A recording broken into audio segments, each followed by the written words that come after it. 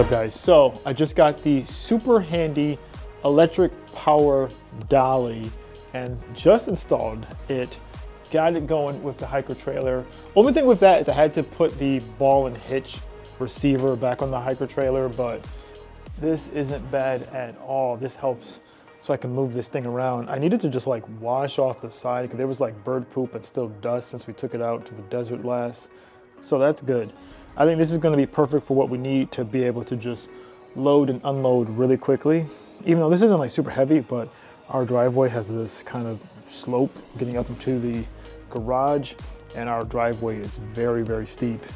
So it's kind of a pain to actually back up into the garage. So what we've been doing is pulling straight forward and then unhitching the trailer and then like turning it around and putting it inside the garage. But with that, I think this will make things go a lot quicker. But finally, we pushed it out a little more so I can get back into the back galley. I have to get this all set up because we are going on another trip, cross-country trip, relatively soon. So I want to make sure we get the back and everything like that situated. We do have the bed. If you guys didn't see, I did put a bed frame in here. The bed frame's working pretty well. And I just got some of these like sticky pads to put down. So we'll see how this holds up. I think it'll be fine if you put some stuff in there. We'll see. I would love to do a shakedown trip, quick camping trip with this before we go across country again, but we'll see if we have time. So the main things we got to do is get the back built out. We do have the fridge and we have the extra power station. Maybe we'll put it back here, but I think we might keep the fridge in with the tow vehicle just to have that like with us. And oh yeah, we still got the other solar panel as well.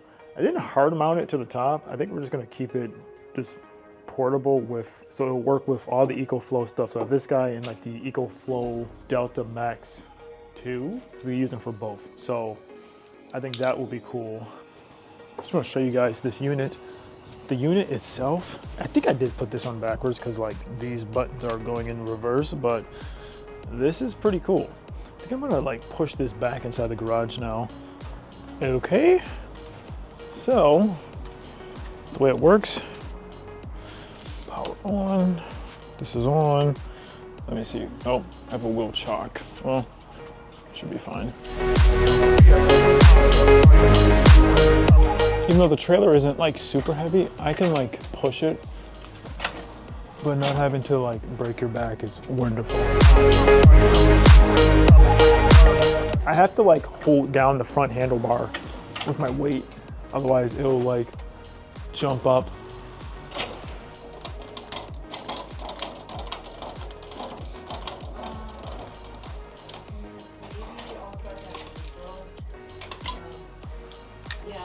Actually, since I have you on the phone, I'm going to be out of town from like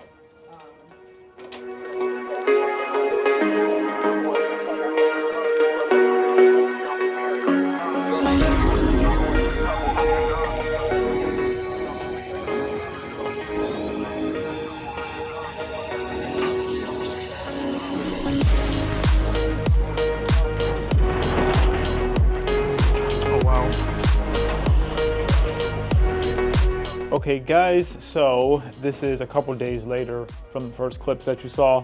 Long story short, the garage, the like wires that hold on to the door broke. They didn't break, they popped off. So it took us a while to like open the garage door, get back in here and like fix that. But yeah, that wasn't fun, but we got it knocked out. But I wanted to show you guys finally my updated thoughts on this new trailer dolly. We just got it in the mail. I was able to move the trailer around, and I want to show you guys because I think honestly this is like something that's kind of cool.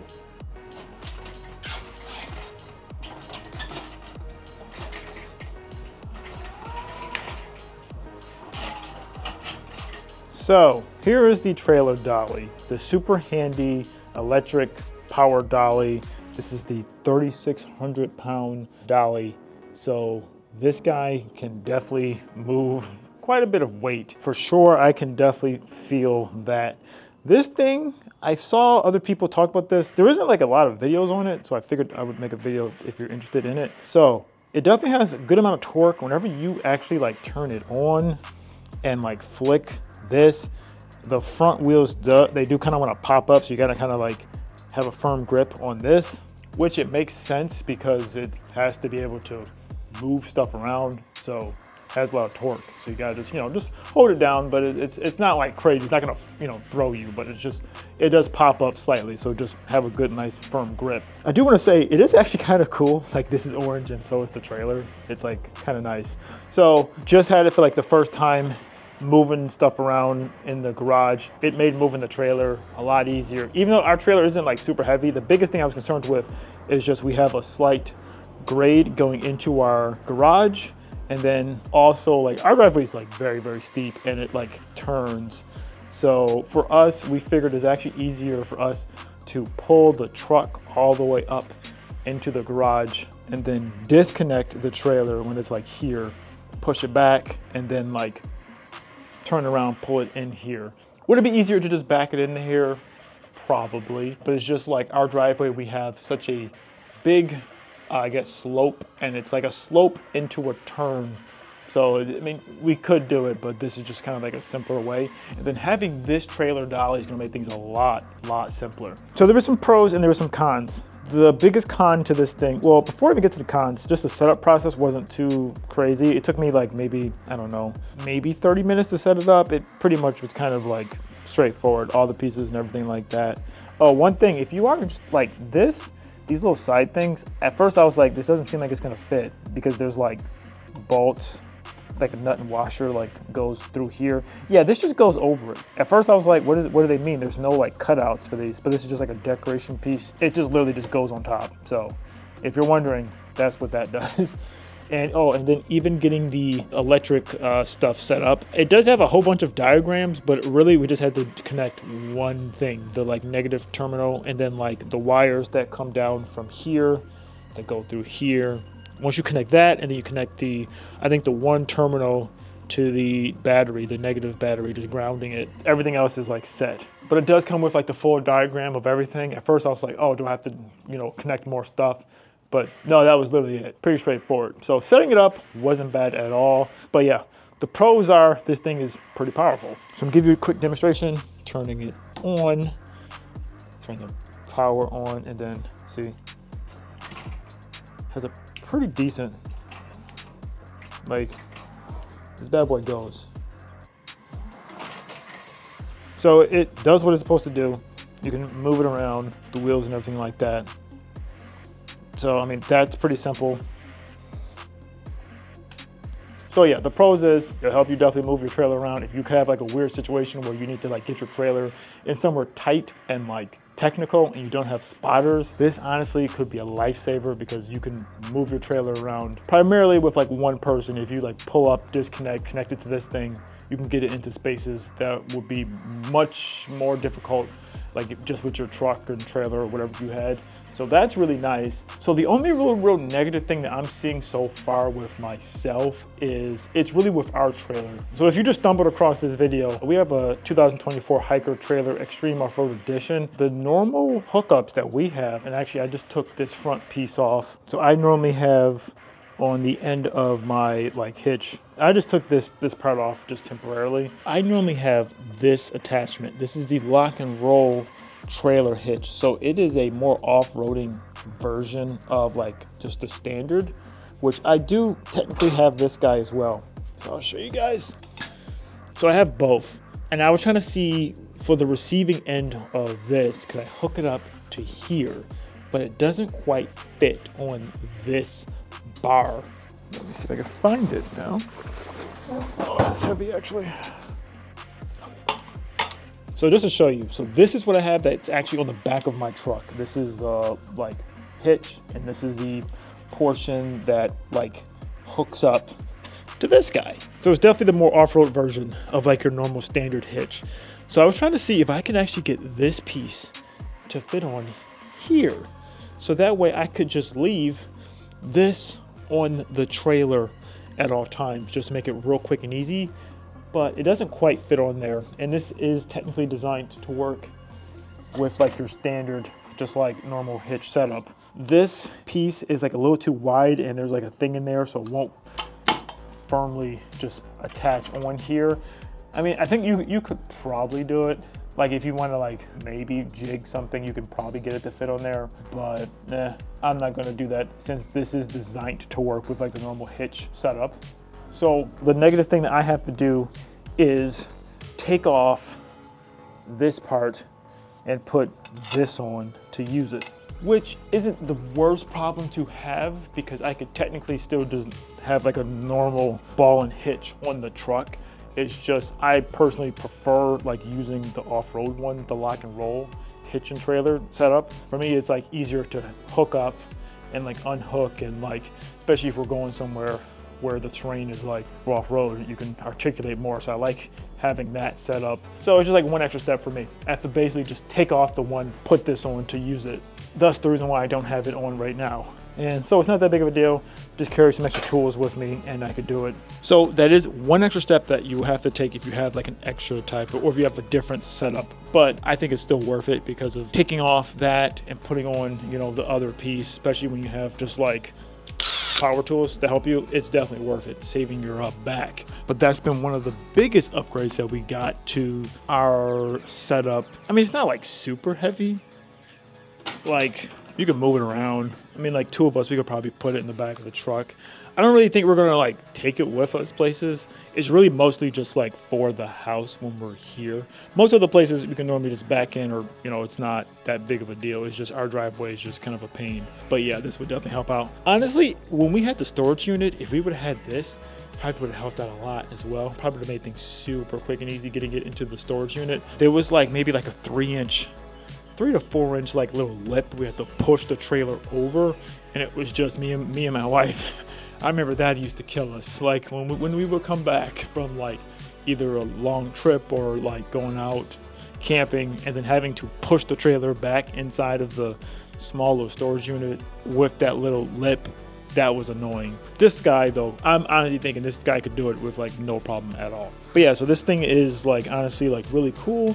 But just to show you guys, one of the main reasons why we did this is because we're gonna be doing like another trip, big trip with this trailer fairly soon.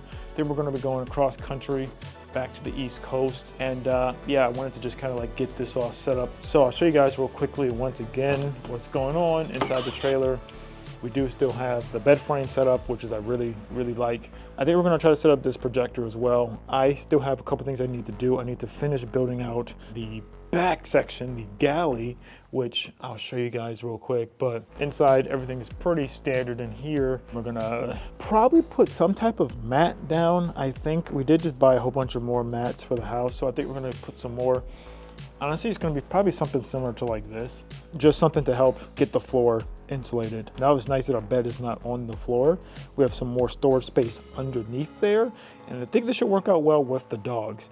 I'm gonna probably have to get some type of another like little step stool thing for the dogs to get in and out. Well, we used to have that for like the truck, but now honestly we use it for the backyard. So show you guys inside the galley real quick. And then inside of the galley, what we got going on, there really isn't much right now. The one power station we have in here, we have the other one inside the house, and then the other one on our fridges is also inside the house, and we're getting that set up. I think we're gonna keep, for sure, probably one inside here, power station at all times with the solar panel, and then have the fridge probably in the car, but when we're just like out, stopped, we'll obviously bring it in here. I want to build this out a little bit more. I have to figure out what else do we need. The big thing is though, when we're traveling with the trailer, we don't really need a ton of stuff. For those type of trips, the main purpose is for us to like literally be traveling. We're getting to the destination. So like we're literally going back to the East Coast to visit family. So like we're gonna probably be like in the trailer for maybe a couple nights. So that's not like that extended, but I definitely want to still build it out for when we just have dedicated camping trips, when like the whole purpose is for us just to be inside of the trailer. But yeah, so we're still trying to figure out everything that we need inside of here. Oh yeah, and then one other thing though, we normally have the 270-degree awning, which we do have to take off to put inside of the garage because it's like a little bit too tall. I think we might leave that. I don't know if we're gonna take it because like the weather when we get back to the East Coast, it's still like not the greatest. We're probably not gonna be like stopped somewhere for like an extended period of time. It's usually for these type of trips, we're We're traveling. We pull into a rest stop at night, sleep, wake up, you know, change, and then get going. So it's usually like our stops are maybe like 5 hours or so. Like it's usually like we drive into like, we're literally like, okay, cool, we're gonna stop here. We stop here, we rest, get some sleep, wake up, get back on the road. So I don't really think we're gonna need that awning, and that'll just like add extra weight. Or not even weight, it'll just kind of block the wind resistance and may probably give us worse fuel economy.